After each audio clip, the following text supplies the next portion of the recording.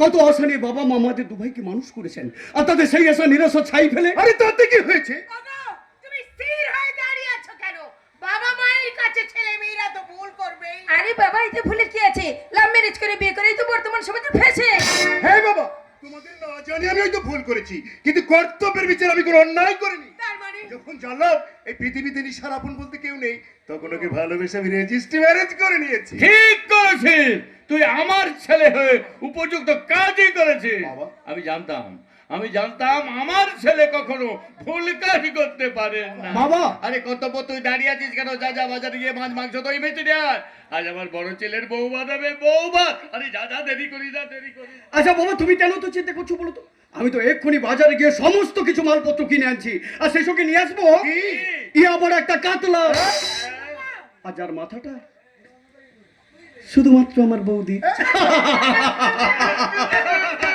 আরে তুমি দাঁড়িয়ে আছো কেন? যা যা, পাড়ার মেয়েদের ডেকে শাক ভাজা উলু দাও। আজ আমার বড় ছেলে বউকে বরণ করে লক্ষ্মীর আসনে